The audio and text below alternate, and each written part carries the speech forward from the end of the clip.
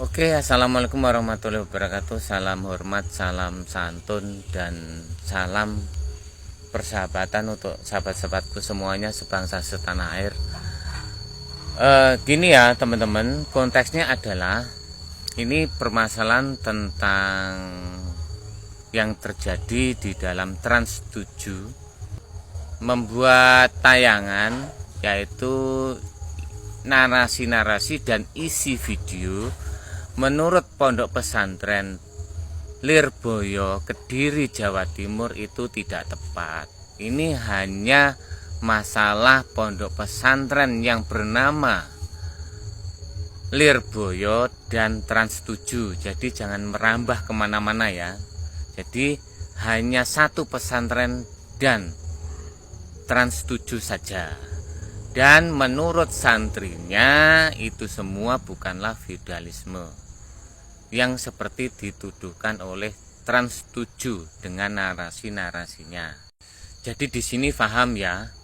Artinya adalah kita dituduh membuli teman kita. Tapi teman kita yang menyangkal kita tidak membuli. Nah, itu loh permasalahan di sini. Jadi jangan merambah kemana-mana. Kalau tentang cium tangan, membungkukkan badan, itu adalah rasa hormat dan menghormati terhadap orang yang lebih tua. Ya, itulah memang sebuah adab yang sudah menjadi adat orang Jawa.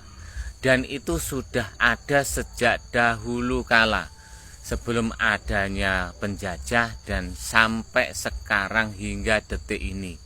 Kalau misalkan orang Jawa sudah pasti tahu itu. Karena apa? Karena kita adab kita terhadap orang yang lebih tua, baik di keluarga seperti kakak kita saja seperti itu.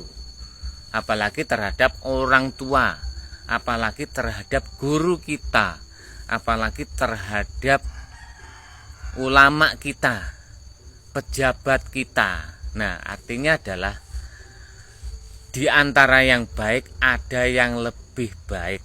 Nah, adat seperti inilah yang lebih baik. Bukankah itu sebuah perkataan Nabi?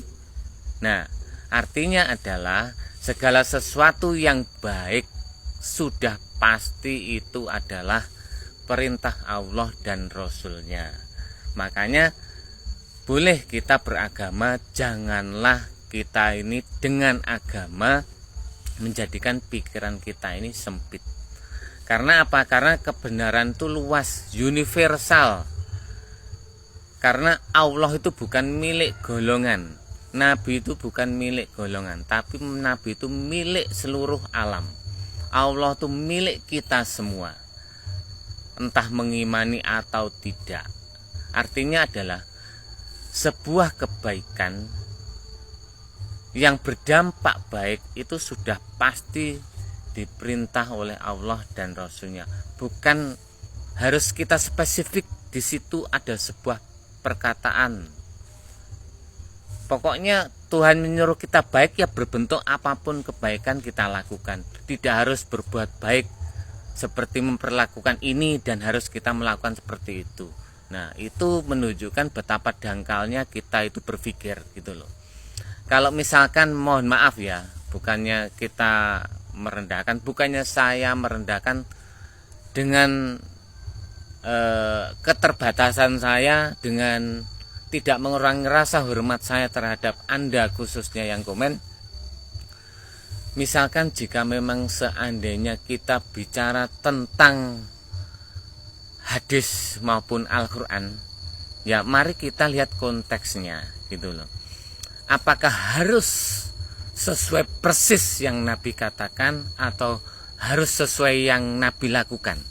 Jika memang harus seperti itu, mustahil manusia di dunia ini bisa melakukan seperti yang Nabi Muhammad lakukan.